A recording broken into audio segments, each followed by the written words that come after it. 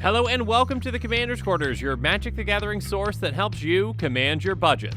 This show and episodes like this one are possible thanks to viewers like you. If you're looking for an easy way to help support this show, make sure that you like, share, and subscribe. Also, hit that bell notification icon so you don't miss any new episodes. You can also go check out our playmats and other merchandise at thecommandersquarters.com. Another easy way to support this show is with our TCG player affiliate links. So whether you're buying a deck or individual cards, you can use this general link right here or one in the description. And the final way that you can support this show is by supporting us directly by becoming a patron. There are many benefits to being a patron, and I truly couldn't do this without all their support. Apologies if you've already heard this note in a recent episode, I just want to make sure that everyone's up to date, so I'm saying it again.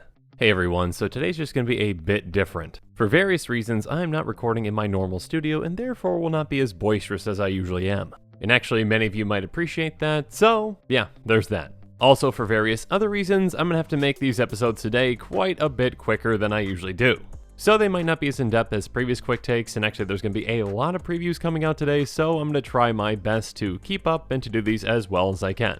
Regardless, as always, thanks for your understanding, and thanks for putting up with me, and let's jump into the episode. So this episode's actually on Minsc Beloved Ranger, which is a commander that you are seeing for the first time, but it might not be a character that you're seeing for the first time. If you're like me and you played Baldur's Gate way back when, you're definitely going to recognize Minsc and his, well, beloved hamster Boo. So, D&D fanatics out there rejoice because now they, well, each have their own card. Regardless, this episode's not about the backstory of Minsc or his amazing hamster Boo. I'm going to be talking about what cards I would build around this commander if I was going to be building a deck on him. Minsc is a 3/3 human ranger that costs red, green, white. When he enters the battlefield, you create Boo, a legendary 1/1 red hamster creature token with trample and haste. And of course, you can see the very ferocious, let's just say, Boo on the right, with some fantastic flavor text as well. Go for the eyes, Boo, which, yeah, that's awesome. Anyways, by paying X until end of turn, target creature you control has base power, toughness, XX, and becomes a giant addition to its other types, activate only as a sorcery. Now, I've actually mentioned this on some previous episodes about how activate only as a sorcery kind of throws off the commander just a bit in what it can really do. With some commanders, that restriction is absolutely necessary.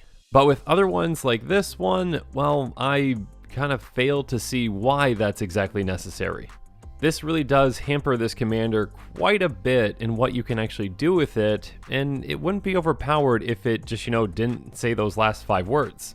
Now, that definitely doesn't mean that this commander is useless and that you can't do some really cool things with it. It's just that, well, you'd have a lot more potential with this commander if you could do that at instant speed.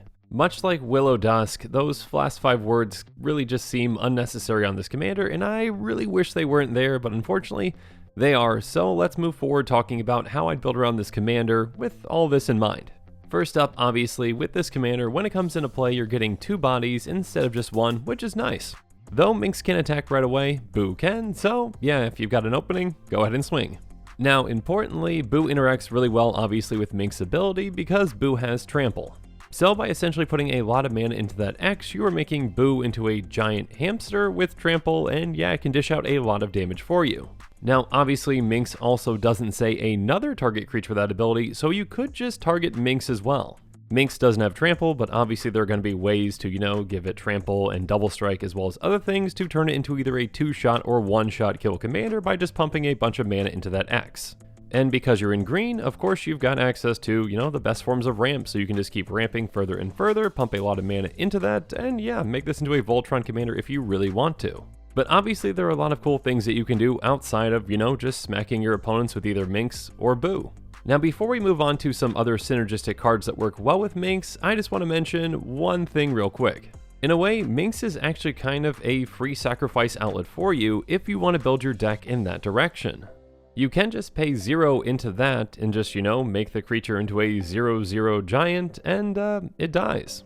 So if you want to do some sort of an aristocrat style strategy where you build around this commander, where you sacrifice creatures and utilize it as a sacrifice outlet, you definitely can. Now that being said, unfortunately again, it is a bit hampered because again, this is going to be a free sacrifice outlet, yes, but one that you can't activate at instant speed. And that definitely can make a difference in some scenarios where you want to be able to sacrifice your creatures on opponents' turns and other things as well. But moving on, of course with this commander you can utilize a token strategy where turn small tokens into really big threats, so yeah, a card like Secure the Waste could fit right in. It's an instant for X and a white, and it says put X 1/1 white warrior creature tokens onto the battlefield. Now again, unfortunately, this is also very much hampered by your commander having those last 5 words activate only as a sorcery. Because if you didn't have that, you could just make a bunch of tokens and then swing with all your tokens, and then whichever one doesn't get blocked by an opponent, well, you could just pump. So although most of your tokens might be getting blocked, you could then, still hit your opponent for a ton. But for whatever reason, again, Wizards decided to throw a wrench into that plan and not allow you to do this as a combat trick, so it's only sorcery speed. Regardless, still, Minsc can really excel at turning small creatures into big creatures for you. So my first thought in taking advantage of this would be focus on creatures that care about their power in one way or another. So first up, let's talk about Krenko Tinstreak Kingpin. This Krenko is a 1/2 goblin, and whenever it attacks you put a ++1 counter on it, then you create a number of 1/1 goblin creature tokens equal to Krenko's power. So yes, Krenko can grow his power throughout the game on his own by just continuously attacking and getting more counters on him. But you can somewhat expedite this process on a turn by, again, dumping a bunch of mana into Minx's X and then making Krenko huge. For every mana that you put into that X again, you're essentially growing Krenko's power and in turn making more goblins when he attacks. So your giant goblin Krenko is going to cause some chaos, swinging in and hitting for a bunch, and then also making a ton of tokens. And then a card that works in a somewhat similar way is Tana the Bloodsower. She's a 2/2 elf druid with trample, and whenever she deals combat damage to a player, you create that many 1/1 green sapling creature tokens. So again, by dumping a bunch of mana into this, you can get a bunch of damage through with that trample, and when you do, you can make a bunch of tokens. So a deck built around Minsc can really excel at going tall as well as wide.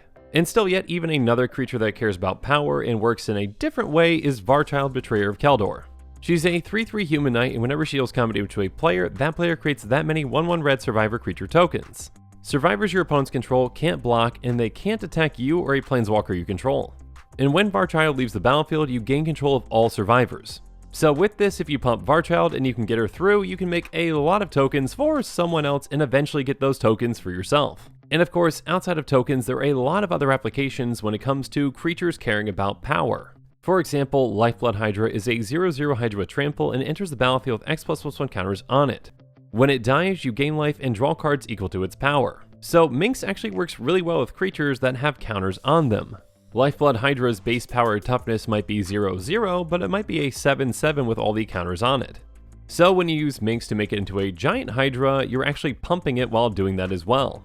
So if you put 7 mana into that X, making it into a base power and toughness 7/7, you add on to that the counters, and then it's a 14/14 with trample, so yeah, you can dish out a lot of damage with this.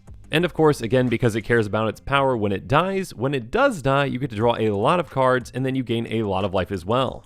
Now, I'm sorry that I keep harping on this, but again, there is a slight downside with this one, because again, of that activate only as a sorcery, you can't do this if someone's about to board wipe, you can't just pump this, unfortunately. That being said, if you're desperate to gain some life and draw some cards, you can put a lot of mana into that X, make this thing huge, and then maybe you've got a way for it to die in combat, or you've got a way to sacrifice it, etc, etc. Also, there are even creatures out there that can actually kind of give you back the mana that you put into that X. For example, Viridian Joiner has tap add an amount of green to your mana pool equal to Viridian Joiner's power. So again, maybe you put 7 mana into that, so this is essentially a 7/7 giant elf druid, and then it can tap for 7 mana. You can then just tap the Joiner and then utilize its mana for other things. Now you might not think that that does really anything, but if you've got a way to untap this, you can really utilize a ton of mana out of it in a turn. Or if you've got other cards that care about other creatures' power, then you can utilize this as well. And of course, a card like Brian Stoutarm definitely cares about other creatures' power. It's a 4/4 giant warrior with lifelink, and it has pay a red, tap, sacrifice another creature. Brian Stoutarm deals damage equal to the sacrificed creature's power to target player. So you pump one of your creatures to an absurd amount, and then you fling them at an opponent, and then you gain a lot of life. Again, a creature like this can really make use out of tokens, as well as other weak creatures, and yeah, just dish out a lot of damage. And there are plenty of cards out there that care about other creatures' power, so be on the lookout for those. Also, like I mentioned before, Minsc can work really well with some +1 counter builds. So a card like Forgotten Ancient can really help you out as well. It says whenever a player casts a spell, you may put a +1 counter on Forgotten Ancient. At the beginning of your upkeep, you may move any number of +1 counters from Forgotten Ancient onto other creatures. Again, those +1 counters go on top of the base power and toughness, so when you're adjusting a creature's power with Minsc, it just gets even bigger. And of course, with this, you can just, suit up Boo if you really want to and smack your opponents with a giant hamster, which is always fun as well. Of course, on top of +1 counters, one other thing that can really help with this deck are going to be anthems, especially big anthems like Collective Blessing. Collective Blessing is an enchantment that costs 3 green, green, white, and it says creatures you control get +3/+3. So again, like +1/+1 counters, anthems go on top of base power and toughness and add to that. So the creature that you're going to be making into a giant is even bigger with this and with counters as well. And again, if you're going with that go wide strategy where you make a bunch of tokens, this can really help you out too. Yeah, so there's a lot of really cool things that you can do with a deck built around Minsc Beloved Ranger and his beloved hamster Boo. Again, I do wish that it didn't say activate only as a sorcery because that does hamper this commander somewhat and limit what it can do in some ways. That being said, there are still plenty of opportunities to make this into a really exciting commander deck, and there are some really cool things that you can do with it still. And of course, I'd love to hear from you and hear your thoughts on this commander as well, so why don't you let me know in the comments below what your thoughts are on Minsc and Boo. And as always, thanks again and have a good one.